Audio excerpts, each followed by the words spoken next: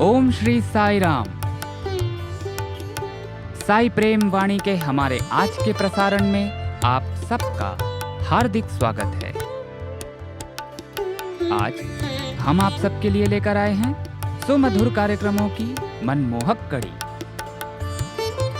आज के प्रसारण में आप दिव्य संदेश कार्यक्रम के अंतर्गत भगवान बाबा द्वारा लिखित महाग्रंथ श्री राम कथा रसवाहिनी का एक भाग एवं आदर्श जीवन आनंद उपवन के अंतर्गत एक रोचक कथानक सुनेंगे। तो चलिए कार्यक्रम का शुभारंभ करते हैं।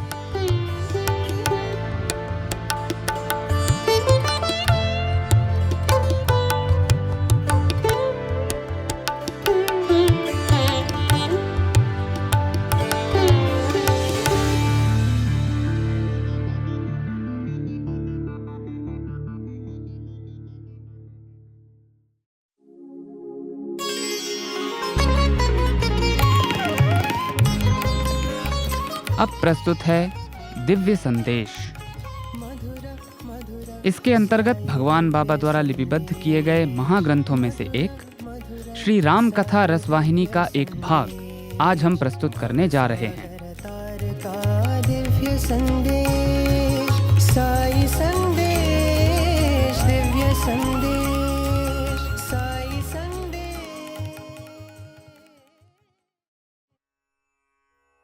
राम ने विभीषण, हनुमान, नल, नील तथा अन्य सभी को गले लगाया और उनके दिव्य स्पर्श से वह सभी रोमांचित हो गए। इसके परिणाम स्वरूप उन सभी की थकान पल भर में दूर हो गई तथा शरीर पर हुए सभी घाव निमिष मात्र में भर गए। राम के प्रसन्न वदन को देखकर सब वानर उल्लसित हो उठे। वानरों पर राम की कृपा दृष्टि की वर्षा हुई। इसी बीच मेघनाद की पत्नी सुलोचना के पास उसकी दासी दौड़ती हुई आई और सुलोचना को उसके पति की मृत्यु का दुखद समाचार दिया। रावण ने कहा, अभी तक मेरा विश्वास था कि यह लघु कार्य मेघनाद या कुंभकर्ण द्वारा पूर्ण किया जा सकता है, किंतु अब मैंने अपने नेत्रों से उनके पराक्रम की असफलता देख ली। मैं बहुत लज्जित हूं कि मेघनाद वानरों के आक्रमण से मर गया। वानरों द्वारा मरने वाले वीर योद्धा होने का दावा कैसे कर सकते हैं? रावण ने सुलोचना को धैर्य देने का प्रयत्न किया। उसने कहा, आदरणीय नारी, तुम दुखी मत हो।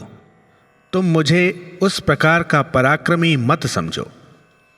मैं कुछ समय में ही तुम्हें शांत कर दूंगा। तुम रणभूमि में मेरा घोर पराक्रम देखना। जिन्होंने तुम्हारे पति का वध किया है, मैं उन सभी के सिर काटकर अपने साथ ले आऊंगा, इसमें कोई संदेह नहीं है। इस प्रकार रावण ने सुलोचना के समक्ष आत्म प्रशंसा की एवं गर्व से फूल गया। वह गुस्से से लाल पीला हो गया। यह शब्द सुनकर बुद्धिमान एवं गुणवान सुलोचना ने कहा, हे दशानन, क्या आपके मन में तनिक भी यह आशा है कि आप विजय प्राप्त कर लेंगे? आप भ्रम के गहन अंधकार में पतित हैं। मैं अपना क्रोध और निराशा इतने समय से निगले रही क्योंकि मेरे विचार से श्वसुर का विरोध करना उचित नहीं था तथा इस विषय में आपको समझाने का प्रयत्न करना भी व्यर्थ था। आपका क्रोध ही इस द्वीप के राक्षसों के नाश का मूल कारण है। मैं आपको बता दूं कि आपके लिए राम पर विजय पाना असंभव है। यह निर्विवाद सत्य है। सुलोचना सहसा खड़ी हो गई और वह मेघनाद की माता रानी मंदोदरी के रनिवास की ओर विलाप करती हुई दौड़ी। वहां पहुंचकर वह अपनी सास के चरणों पर गिरकर बोली, आपके पति के कारण ही यह आपत्ति आई है, अन्य किसी कारण नहीं। आप भी उस विपत्ति से नहीं बच सकती जो आज कल में आप पर आने वाली है। उसके विदीर्ण हृदय से कटु और निर्दय शब्द फूट पड़े। मंदोदरी ने भी जब रावण की कुप्रवृत्तियों तथा उसकी निकृष्टता पर उसके गर्व का ध्यान किया तो उसे भी महान पीड़ा हुई। सुलोचना के वचनों की सत्यता को जानकर वह रो पड़ी। वह दोनों बहुत देर तक मौन बैठी रहीं और तदुपरांत परस्पर राम का गुणगान तथा सीता के धैर्य एवं सतीत्व की प्रशंसा करने लगी। उन्होंने कहा कि यदि वह उस दिव्य पुरुष की झलक भी पालें तो उनका जीवन सार्थक हो जाएगा। रावण अपनी शोक संतप्त पुत्र वधु सुलोचना का दुख न सह सका। उसके वचन रावण के हृदय में तीक्ष्ण कांटों के समान चुभ गए। उसे अपने योग्य और अति प्रिय पुत्र की मृत्यु पर इतना महान शोक हुआ कि वह भूमि पर गिर पड़ा और निराशापूर्वक अपना सिर भूमि पर मारने लगा। फिर वह खड़ा हो गया और उसने अपने प्रिय मंदिर में शिव की प्रतिमा के समक्ष अपनी संपूर्ण वेदना अर्पित कर दी। तभी उसके मंत्रीगण उसके पास पहुंच गए और बोले, हे राजन, आप व्यर्थ में विलाप क्यों कर रहे हैं? हम अपने जिन पुत्रों, पत्नियों तथा अन्य लोगों से अगाध स्नेह करते हैं वह सभी उसी प्रकार नश्वर हैं जिस प्रकार दामिनी की एक कौंद एक पल के लिए घने बादलों में चमक उत्पन्न कर फिर लुप्त हो जाती है। जीवन तो बिजली की एक कौंद है, यह शाश्वत नहीं है। पूर्णतः यह जानते हुए भी अज्ञान में डूबना तथा उनकी मृत्यु पर विलाप करना आपके लिए उचित नहीं है। यह भावी योजना बनाने का समय है। ऐसा षड्यंत्र रचें जिससे हम द्वार पर आए शत्रु का नाश कर सकें। उन्होंने रावण को धीरज बंधाने का प्रयास किया तथा विभिन्न तर्कों द्वारा उसे तुरंत आवश्यक कार्यों का स्मरण करवाया। अंत में रावण अपने 20 हाथों को करबद्ध कर शिव से प्रार्थना करता हुआ अति श्रद्धापूर्वक मंदिर की भूमि पर दंडवत हो गया। जब यह घटना हुई तो अधोलोक में रहने वाले अहिरावण को ज्ञात हुआ कि रावण पर महान दुख आया है। उसने मन ही मन सोचा, ऐसा कैसे हो सकता है? तीनों लोग उसके वश में हैं, उसे कोई पराजित नहीं कर सकता। अहिरावण कामदा देवी के अतिरिक्त अन्य किसी की पूजा नहीं करता था।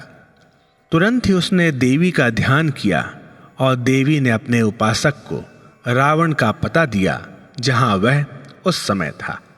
अतः वह शिव मंदिर में ही रावण के पास पहुंच गया। वह रावण को पुकारता हुआ उसके चरणों में गिर पड़ा। अहिरावण तो रावण का ही पुत्र था। उसने पिता की व्याकुलता एवं दुख का कारण पूछा। रावण ने उसे राम व लक्ष्मण द्वारा शूर्पनखा के नाक कान काटने की घटना से लेकर तब तक का संपूर्ण वृत्तांत सुनाया। यह सुनकर अहिरावण अति उदास होकर बोला, संसार का प्रत्येक व्यक्ति नैतिक पथ की अर्चना करता है। उस पथ से भ्रष्ट हो अनैतिक मार्ग अपनाने से हृदय में भय प्रवेश करता है। आप अपने भूत और भविष्य का ध्यान न करते हुए मूर्खतापूर्वक इस प्राण घातक युद्ध में जुट गए। इसके परिणाम स्वरूप आपने अपनी जाति और वंश का भी नाश कर दिया। आप मानव में विद्यमान पराक्रम एवं शक्ति को नहीं जानते। आपने महानतम मानव को लघुतम और निम्नतम गिना। अब मैं आपको एक बात बतलाना चाहता हूं। मैं राम और लक्ष्मण को पकड़कर अधोलोक में ले जाऊंगा और कामदा देवी के प्रति उनकी बलि चढ़ा दूंगा। इस प्रकार मैं राक्षस वंश के लिए अपरिमित यश अर्जित करूंगा।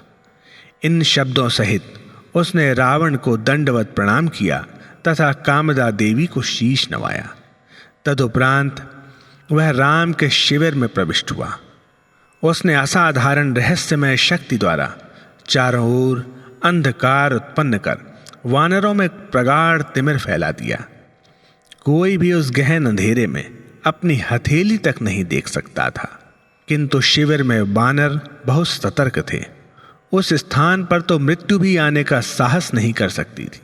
रक्षक हनुमान ने अपनी पूंछ अत्यधिक लंबी कर शिविर के चारों ओर उसे कई घेरों से लपेट लिया, जिससे उन घेरों से एक दृढ़ पर्वत के समान ऊंचाई बन जाए। इस दुर्जय दुर्ग में प्रवेश पाने के लिए एक ही द्वार था जिस पर हनुमान स्वयं बैठे थे। अहिरावण पूंछ में लिपटे दुर्ग को देखकर बहुत भयभीत हो गया। वह सुरक्षा प्रबंध को देखकर कोई चाल नहीं चल सका। उसी क्षण उससे एक युक्ति सूझी। उसने विभीषण का रूप धारण कर लिया और द्वारपाल हनुमान से बोला, मित्र, मुझे राम के पास जाना है। मैं उन्हीं की स्वीकृति से संध्या वंदन करने शिविर के बाहर गया था। मैंने वह अभी अभी समाप्त किया है। यदि मैं अविलंब भीतर नहीं जाऊंगा तो मुझे राम के आदेश का उल्लंघन करने का पाप लगेगा। अतः मुझे शिविर में जाने दें। हनुमान ने उसके वचन सुनकर तथा उसके रूप को देखकर उसे विभीषण ही समझा। उन्होंने उसे शिविर में जाने दिया। उसने देखा कि नल, नील और सुग्रीव दोपहर के भीषण संग्राम में थके हुए होने के कारण गहन निद्रा में सो रहे थे। राम भी अपने भाई लक्ष्मण का हाथ अपने हाथ में थामे सो रहे थे। राम विभीषण के उस मिथ्या रूप से अनभिज्ञ नहीं थे। मानव रूप में अवतार लेने का उद्देश्य था पृथ्वी पर संपूर्ण राक्षस जाति का नाश करना। यदि रावण के वंशज पाताल में भी जीवित रह पाते तो राम कार्य अपूर्ण रह जाता। अतः उन्होंने ऐसा प्रदर्शित किया मानो वह अहिरावण की चाल से अनभिज्ञ थे। कोई भी राम की लीला नहीं जान सकता। वे स्वयं ही जानते हैं कि किसका कहाँ, कब और किस ढंग से नाश करना है। वह अपने ही ढंग से तथा निज निर्देशानुसार नाटक करते हैं। राक्षस ने वह मोह मंत्र पढ़ा जिससे किसी को भी मोहित कर मूर्छित किया जा सकता है। उसके कारण कपि नायकों को और गहन निद्रा आ गई। तत्पश्चात वह राम व लक्ष्मण को बांधकर पाताल लोक ले गया। कुछ समय बाद वानर उठे तो राम व लक्ष्मण को वहां न पाकर अति आकुल हो उठे। वह जिस स्थान पर सो रहे थे अब वह एक गड्ढा बन गया था। संपूर्ण शिविर तुरंत ही चीत्कारों से गूंज उठा। वानर उसी प्रकार दुख में डूबे थे जिस प्रकार बिना चंद्रमा के आकाश या बिना जल के कमल होता है। वानर उन दोनों भाइयों को खोजने के लिए चारों दिशाओं में निकल पड़े। अनेक वानर समुद्र तट की ओर गए। कई वानरों ने शिविर के सीमा क्षेत्र में ही दोनों भाइयों को ढूंढा। किसी को भी उनका कहीं पता नहीं चला। वानरों ने आशा और साहस छोड़ दिया। वह अति दुखी और निराश हो गए। सभी राक्षस योद्धा मारे गए। केवल रावण ही अभी जीवित है। उसका भी अंत निकट था। इस समय हमारा यह दुर्भाग्य आ गया। इस प्रकार वानर अपने अपने भाग्य पर विलाप करने लगे। स्वयं कपिनायक सुग्रीव अचेत होकर भूमि पर गिर पड़े। विभीषण ने इस घटना के विषय में नहीं सुना था। वह समुद्र में स्नान कर अपनी प्रातःकालीन नित्य क्रिया कर गीले कपड़ों में समुद्र से लौट रहे थे। वानर उनकी ओर दौड़े और उन्हें बताया कि राम और लक्ष्मण शिविर में कहीं दिखाई नहीं दे रहे थे। क्षण भर के लिए तो विभीषण भी दुखी हुए, किंतु वह राक्षसों की चालों से भली भांति परिचित थे। अतः उन्होंने ठीक स्थिति भांप ली। उन्होंने कहा, आओ हम शिविर में चलते हैं। इससे उन्हें किंचित शांति मिली। जब उन्होंने द्वार पर हनुमान से बात की तो वह अति विस्मित और चकित रह गए। वह स्तंभित रह गए। हनुमान ने पूछा, क्यों? आप अभी कुछ क्षण पूर्व ही तो मुझसे आज्ञा मांगकर शिविर में गए थे। अब विभीषण को स्पष्ट हो गया। वह सब समझ गए। अतः उन्होंने वानरों से इस प्रकार कहा, वानरों, व्याकुल होने की तनिक भी आवश्यकता नहीं है। रावण का पुत्र अहिरावण इस प्रकार की क्रियाएं करने में निपुण है। वह पाताल में वास करता है। इस गड्ढे की गहराई को देख कर ही मुझे निश्चित हो गया है कि वही राम और लक्ष्मण को पाताल लोक में ले गया है। मुझे इसमें कोई संदेह नहीं, क्योंकि उसके अतिरिक्त अन्य कोई मेरा रूप धारण नहीं कर सकता। तुम निराश ना हो। यह सर्वोत्तम होगा कि हम में से कोई शक्तिशाली वीर पाताल के लिए प्रस्थान करे। विभीषण ने चारों ओर देखा और हनुमान पर दृष्टिपात कर कहा, हनुमान, तुम्हारी शारीरिक और मानसिक शक्ति विश्वविख्यात है। शीघ्र ही रावण के निवास स्थान पाताल लोक में जाकर दया सागर राम और लक्ष्मण को ले आओ। विभीषण ने हनुमान को पाताल लोक जाने का मार्ग बताया। सुग्रीव, अंगद और जाम्बवंत ने हनुमान को वक्ष से लगा लिया तथा उनके हर्ष के अश्रु छलक आए। हनुमान ने अपने कपिनायक सुग्रीव से आज्ञा ली तथा इस प्रयोजन हेतु प्रस्थान करने से पूर्व वानरों से कहा, निर्भय रहो, तनिक भी व्याकुल मत होना। चाहे मुझे अपना जीवन भी बलिदान करना पड़े, किंतु मैं उसका नाश करूंगा। मैं शीघ्र ही राम व लक्ष्मण के साथ आपके समक्ष उपस्थित होऊंगा। आप आश्वस्त रहें। इन वचनों सहित तथा राम की जय जयकार करते हुए हनुमान ने प्रस्थान किया। पाताल लोक में पहुंचकर हनुमान ने थोड़ी देर एक वृक्ष के नीचे विश्राम किया। वृक्ष की डाल पर उन्होंने दो पक्षियों को आपस में जोर जोर से वार्तालाप करते हुए सुना। हनुमान पक्षियों की भाषा जानते थे, अतः वह उनकी वार्ता सुनने लगे। एक पक्षी ने दूसरे से कहा, प्रिय, अहिरावण दो भाइयों राम व लक्ष्मण को लाया है तथा उनकी कामदा देवी को बलि चढ़ाने की सब तैयारियां उसने कर ली हैं। बलि देने के बाद वह पवित्र देहों को फेंक देगा, फिर हम मन भरकर उन देहों का भक्षण कर सकते हैं। आज का दिन तो हमारे लिए त्योहार का दिन है। हनुमान तुरंत ही वृक्ष के नीचे से उठ गए। चोट खाए क्रुद्ध सर्प के समान फुंकार मारते अग्निशिखा की भांति वह आगे बढ़े। वह विलाप करने लगे, हाय, पता नहीं मेरे भगवान का क्या हाल हो चुका हो। वह अहिरावण की नगरी में पहुंच गए। द्वार पर ही उन्हें वानर रूप में मकरध्वज नामक द्वारपाल से युद्ध करना पड़ा। उन्होंने वानर को देखकर उसके वंश और इतिहास के बारे में जानकारी प्राप्त की। हनुमान ने उसका विश्वास जीत लिया तथा उससे राम लक्ष्मण के हाल चाल के बारे में संपूर्ण सूचना ले ली। हनुमान को यह भी ज्ञात हो गया कि दोनों भाइयों को प्रातःकाल देवी को मनुष्य बलि देने के लिए कामदा देवी के मंदिर में ले जाया जाने वाला था। हनुमान ने मकरध्वज से पूछा कि पाताल के निर्भयी शासक ने दोनों भाइयों को कहाँ रखा है।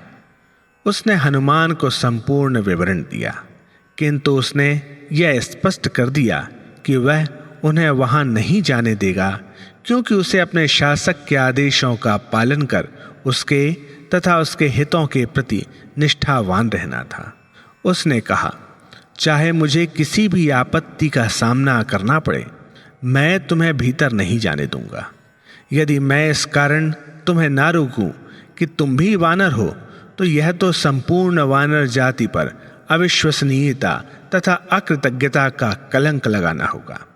मेरे प्रभु अहिरावण मेरे लिए उसी प्रकार पूजनीय है जिस प्रकार तुम्हारे लिए तुम्हारे भगवान राम हैं। अतः तुम चाहे मेरे कितने ही निकट संबंधी हो, मैं अपने वचन से विचलित नहीं होऊंगा। मुझे तो अपना कर्तव्य करना है और अपने स्वामी के आदेशों का पालन करना है। तुम मुझे युद्ध में पराजित करके ही अंदर जा सकते हो। इस प्रकार उसने हनुमान को ललकारते हुए यह वचन कहे। हनुमान ने उसके भावों तथा कर्तव्य भावना की सराहना की। वह मकरध्वज के इस उचित व्यवहार पर प्रसन्न थे। उन्होंने चुनौती का स्वागत किया और युद्ध आरंभ कर दिया। कुछ समय तक भीषण द्वंद्व के पश्चात हनुमान ने निश्चय किया कि अब अधिक विलंब वांछनीय नहीं था। अतः उन्होंने मकरध्वज को अपनी पूंछ में लपेटकर दूर फेंक दिया और फिर निर्भय हो नगर में प्रविष्ट हो गए।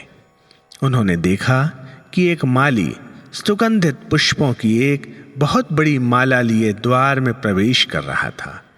उन्होंने निश्चय किया कि गंतव्य तक पहुंचने के लिए यह सर्वोत्तम अवसर था। अतः सूक्ष्म रूप धारण कर हनुमान उस माला में छुप गए। माली को इस घटना के विषय में कुछ भी ज्ञात नहीं हो पाया। उसके लिए तो सब कुछ पहले जैसा ही था। माला अहिरावण को दी गई। उसने दोनों हाथों से माला लेकर उसे मंदिर में कामदा देवी की प्रतिमा को पहना दिया।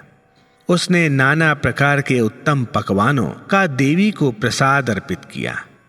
देवी के गले में पहनी माला के अग्रभाग पर बैठे हनुमान ने देवी को अर्पित सभी पकवान खा लिए। भोजन को अदृश्य होते देखकर राक्षस अति प्रसन्न हुए कि देवी ने उनकी भक्ति को स्वीकार कर प्रसाद ग्रहण कर लिया था। अहिरावण भी यह विचार कर अति प्रमुदित था कि आज मेरी मनोकामना पूर्ण हुई, अब मुझे परम सौभाग्य प्राप्त हुआ है। इसी बीच राम व लक्ष्मण को अलंकृत कर वहां लाया गया, जिस प्रकार बलि दिए जाने वाले पशुओं को सजाया जाता है। विशाल देहधारी राक्षस योद्धाओं ने उनके दोनों हाथ कस कर पकड़ रखे थे। हनुमान ने उन्हें बलिवेदी के पास खड़ा किए जाते देखा। उन्होंने निज स्थान से ही राम को नमस्कार किया तथा अपने मन को राम के प्रति श्रद्धा भावना से परिपूर्ण कर लिया। सैनिक दोनों भाइयों को देवी के सम्मुख खड़ा कर उनकी गर्दनों के पास तीक्ष्ण धार वाली तलवारें लेकर खड़े हो गए। अहिरावण ने कहा कि यज्ञाग्नि प्रज्वलित होने के तुरंत बाद ही दोनों भाइयों की बलि देनी होगी, अतः सैनिक क्षण भर का भी विलंब किए बिना अपना कार्य करने को तैयार रहे। मानव के रूप में अवतरित भगवान राम और लक्ष्मण ने यह जान लिया था कि अहिरावण द्वारा देवी को अर्पित संपूर्ण प्रसाद हनुमान ने ही खाया था तथा वह घटनाक्रम को देखकर आनंद प्राप्त कर रहे थे। उन्हें प्रसन्न व निर्भय देखकर अहिरावण को अत्यंत क्रोध आया। अहिरावण ने कहा, ठीक है, यदि तुम्हारे जीवन के शेष किंचित पल तुम्हें इतना आनंद प्रदान करते हैं तो मुझे कोई ईर्ष्या नहीं है। यदि तुम प्रसन्न रह सकते हो तो रहो। अगले क्षण तुम मृत्यु सम्राट यमराज के साम्राज्य में मुस्कुरा सकते हो। उसने दोनों भाइयों को कोई सम्मान प्रदान नहीं किया, अपितु उनके भाग्य पर हंसता हुआ उन्हें और अधिक दुखी करने के लिए मर्म भेदी वचन कहता रहा। तब पुरोहित ने उठकर अहिरावण को प्रणाम करते हुए कहा कि राजनैतिक नियमानुसार यह आवश्यक है कि यदि बलि दिए जाने वाले प्राणी मरणोपरांत शांति हेतु अपने संरक्षकों से प्रार्थना करना चाहें तो उन्हें अनुमति दे देनी चाहिए।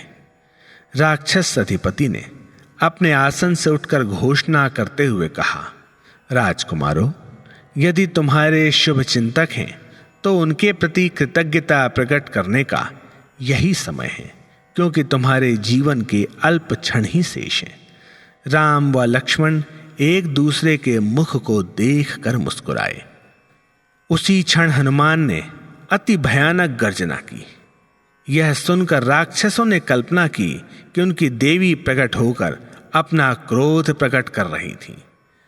हनुमान भयानक रूप धारण कर माला से कूद पड़े तथा उन्होंने देवी के हाथ में धारण तेज तलवार खींच ली और अहिरावण को भूमि पर गिरा उसके टुकड़े टुकड़े कर दिए।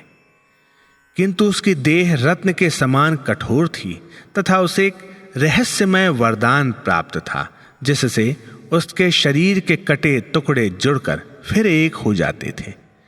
अंत में हनुमान ने राम का ध्यान किया और रामचंद्र की जय हो कहते हुए उन्होंने एक हाथ में अहिरावण का सिर पकड़ा और दूसरे हाथ से उसकी गर्दन काट दी। उसके पुनः जुड़ने से पूर्व ही उन्होंने उसका सिर प्रतिमा के समक्ष यज्ञ कुंड में प्रज्वलित अग्नि में फेंक दिया। उसी क्षण मकर ध्वज भी जैसे जैसे मंदिर में देवी के समक्ष पहुंच गया। उसे देखकर हनुमान ने अहिरावण का सिर का स्वर्ण मुकुट उठाकर उसके शीश पर रखते हुए उसे पाताल लोक का राजा घोषित कर दिया तथा उसे उपदेश दिया कि वह राम व लक्ष्मण के प्रति सदैव कृतज्ञ, निष्ठावान तथा भक्ति युक्त रहे। राम व लक्ष्मण को अपने कंधों पर बिठाकर एक ही छलांग में हनुमान पाताल लोक से वानर सेना के मध्य पहुंच गए, जहां लाखों नेत्र उत्साह पूर्वक उनकी प्रतीक्षा कर रहे थे।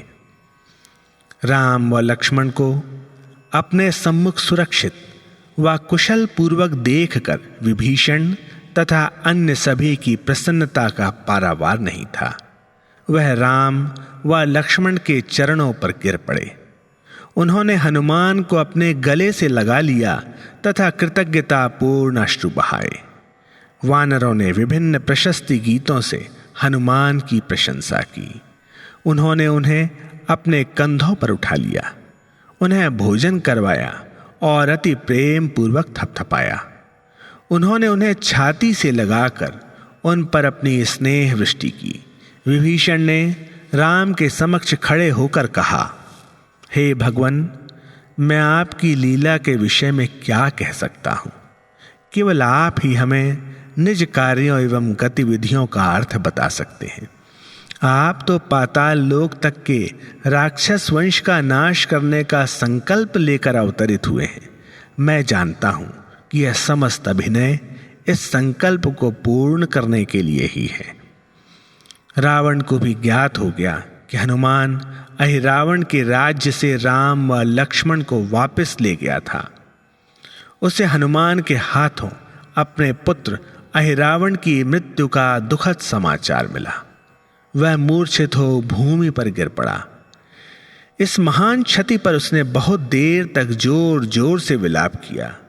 उसके नेत्रों से आंसुओं की झड़ी लग गई। रानी मंदोदरी ने उसके पास जाकर उसे सांत्वना देने तथा उसका शोक कम करने का पूर्ण प्रयत्न किया, किंतु रावण ने मंदोदरी की बात पर तनिक भी ध्यान नहीं दिया। इसके विपरीत वह उसके मृदु परामर्श पर अधिकाधिक क्रोधित हो गया। उसी समय वहां एक मंत्री आ पहुंचा। उससे मिलने के लिए रावण साहस एकत्र कर तुरंत खड़ा हो गया। उस मंत्री का नाम था सिंधुरनाद। वह एक सम्मानित वयोवृद्ध व्यक्ति था और जब विभीषण लंका नगरी में था तो उनके निकट था। उसने रावण को विभिन्न नैतिक आचरणों और नैतिकता पर परामर्श दिया। रावण ने उसके वचनों पर ध्यान नहीं दिया। मंत्री रावण की प्रतिक्रिया देखकर अति उदास हो गया। उसने सोचा, दुर्भाग्य के समय बुद्धि पर भी पर्दा पड़ जाता है। बेचारा घोर अनर्थ की ओर बढ़ रहा है और इसलिए उत्तम परामर्श भी उसे कटु प्रतीत होते हैं। फिर भी दयावश वह कुछ समय तक अपनी सहानुभूतिपूर्ण सलाह देता रहा। रावण ने स्वयं से कहा, अब मेरे सभी सगे संबंधियों का नाश हो गया है, कोई भी जीवित नहीं रहा। तभी एक वृद्ध मंत्री ने कहा, आप ऐसा क्यों कहते हैं? अभी तो आपका पुत्र नरंतक जीवित है, जिसके साथ 72 करोड़ राक्षस हैं। उसे शीघ्र ही सहयोग के लिए बुला भेजिए। निसंदेह वह शत्रु का नाश कर सकता है। वह वचन सुनकर रावण अति हर्षित हुआ। उसने धूमकेतु नामक दूत को नरंतक को बुलाने भेज दिया। दूत ने लंका की दयनीय स्थिति का वर्णन किया और रावण द्वारा दिया संदेश उसे सुना दिया। वह उसी क्षण अपनी सेना सहित चल दिया और संग्राम स्थल पर पहुंचते ही वह वानर सेना पर टूट पड़ा। हनुमान ने उसे दूर से ही देख लिया था। वह आगे बढ़े। हनुमान तथा उनके भयावह रूप को देखकर नरंतक अति भयभीत हो गया। उसने धूमकेतु से पूछा कि वह कौन है। धूमकेतु ने उसे बताया कि वह वही अदम्य वानर हनुमान था जिसने उसके सभी भाइयों का वध किया है। यह सुनकर नरंतक और अधिक आतंकित हो गया।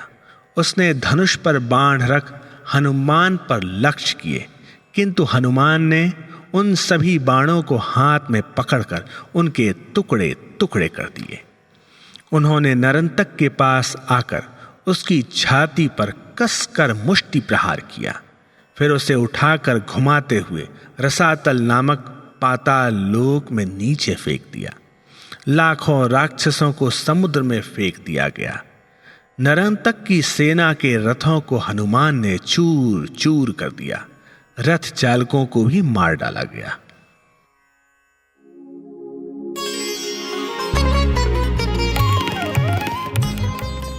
अभी आप सुन रहे थे दिव्य संदेश। मधुर आज आपने भगवान बाबा द्वारा लिपिबद्ध किए गए महाग्रंथों में से एक श्री राम कथा रसवाहिनी का एक भाग सुना। भवसागर तार का दिव्य संदेश, साई संदेश, दिव्य संदेश, साई संदेश।